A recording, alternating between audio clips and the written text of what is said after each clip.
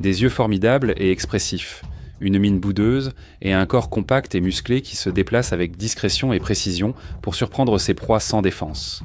Cette créature tenace et autonome est l'un des félins sauvages les moins étudiés au monde.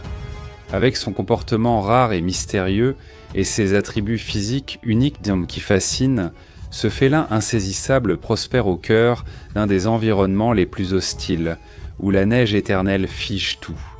Ce prédateur exceptionnel occupe aisément ce terrain impitoyable, comme s'il était fait pour le conquérir. Voici le tueur glacé des étendues désolées, le Manul.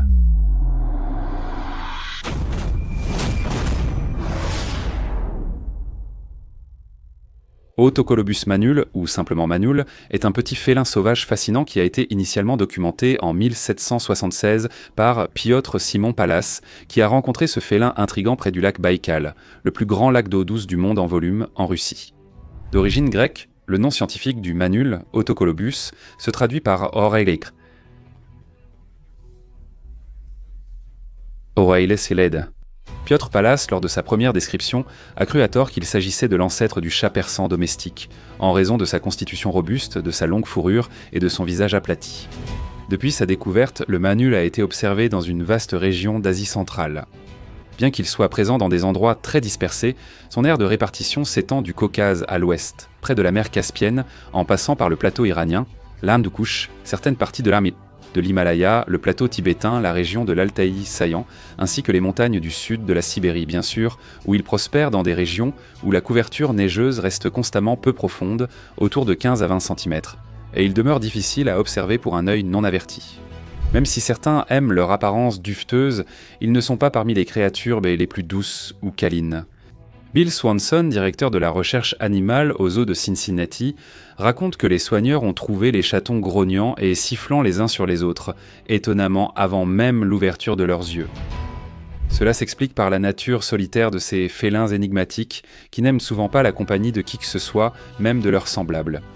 Par conséquent, il n'est pas rare qu'ils établissent leur résidence à une distance considérable de leurs congénères, parfois jusqu'à 5 km les uns des autres.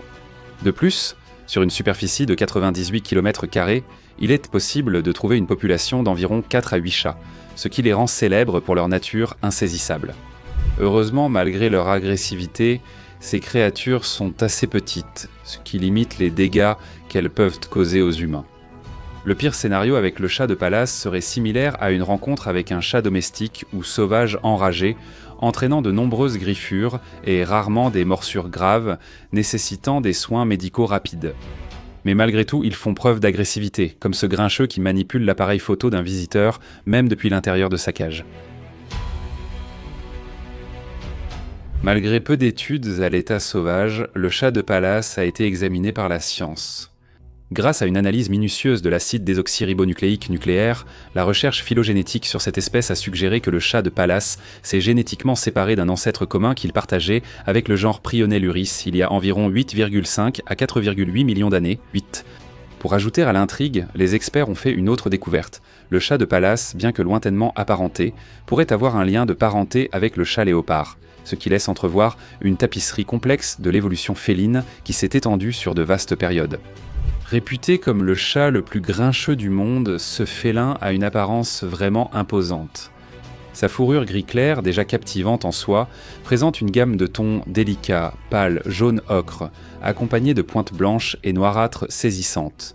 En remontant, le front et le sommet de sa tête arborent une teinte gris clair, tandis que les joues sont ornées de deux élégantes lignes noires en zigzag, qui s'étendent avec grâce des coins de ses yeux jusqu'aux articulations de sa mâchoire. Les chats de Pallas, bien que leur long pelage et leur silhouette trapue leur donnent l'air imposant, ont en réalité une taille comparable à celle des chats domestiques.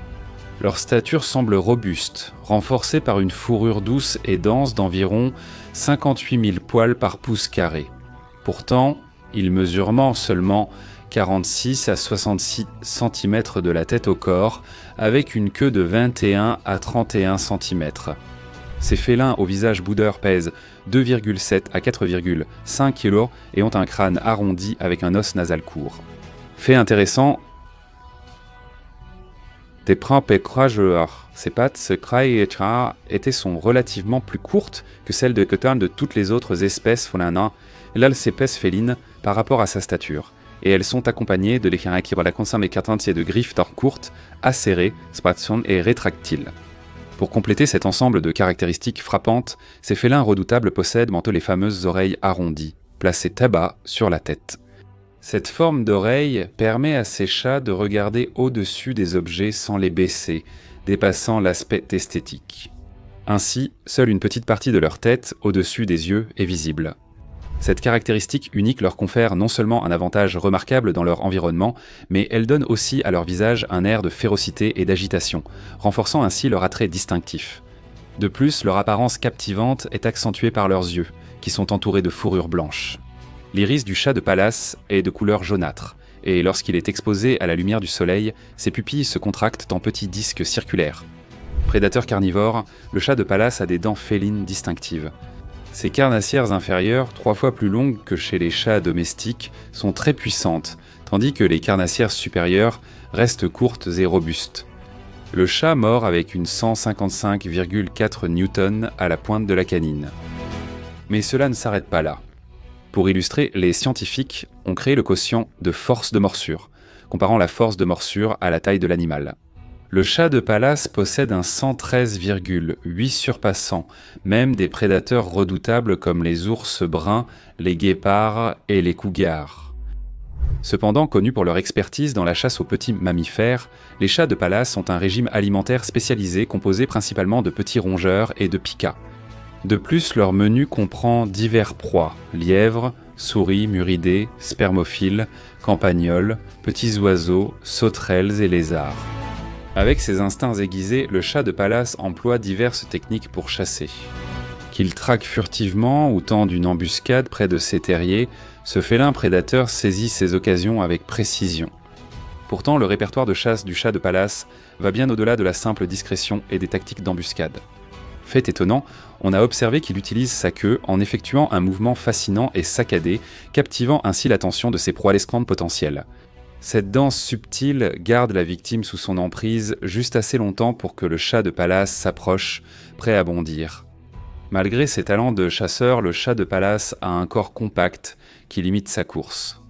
Ainsi, au lieu de compter sur sa vitesse pour fuir le danger, ce prédateur rusé se réfugie dans des crevasses ou près de rochers, attendant patiemment que la menace s'éloigne. De même, lorsqu'une proie parvient à échapper à sa première embuscade, le chat de Pallas ne se lance pas dans de longues poursuites. Au lieu de cela, il détourne rapidement son attention et scrute les environs à la recherche d'une autre cible potentielle, passant d'une opportunité à l'autre afin de maximiser ses chances de réussir sa chasse. Ce comportement met en valeur les talents de chasseur du chat de Pallas dans la neige. Il se déplace gracieusement dans l'herbe brune, se fondant dans son environnement par des mouvements calculés. Les pattes courtes du chat, parfaites pour se cacher, deviennent un handicap dans la neige profonde, ralentissant sa démarche déjà lente. Alors que le chat de Pallas approche, le rongeur sauvage le sent et s'enfuit, laissant le chat sans pouvoir le poursuivre. Le chat attend patiemment et se prépare à retenter, sachant qu'il y a beaucoup de rongeurs dans les terriers voisins. En hiver, les pattes du chat de Pallas se refroidissent sur la neige. Pour soulager cet inconfort, le chat se perche habilement sur sa queue duveteuse, utilisant cette plateforme chaude pour se reposer. Les mâles comme les femelles de l'espèce marquent leur territoire, délimitant ainsi leurs domaines exclusifs. Leurs rencontres sont brèves, limitées à la saison des amours de décembre à mars. Pendant cette période, les mâles suivent les femelles plusieurs jours, agissant peut-être comme protecteurs contre les rivaux. Après l'accouplement, la femelle a une gestation de 9 à 10 semaines et donne chaque année naissance à 3 à 6 chatons. Malgré les menaces naturelles des renards, aigles et autres prédateurs, le principal danger pour cette espèce vient de l'empoisonnement massif des picas, proies essentielles des chats de Pallas. Les répercussions de telles campagnes d'empoisonnement à grande échelle sont graves, pouvant entraîner l'extinction locale de cette espèce déjà rare. Selon la dernière évaluation de la liste rouge de l'Union internationale pour la conservation de la nature, la population totale de chats de Pallas s'élève à 58 000 individus matures. Bien que leur nombre diminue, l'espèce reste classée préoccupation mineure sur la liste rouge de l'Union internationale pour la conservation de la nature. Cependant, Des efforts de conservation urgents sont nécessaires pour inverser la baisse et préserver l'avenir de ces félins énigmatiques.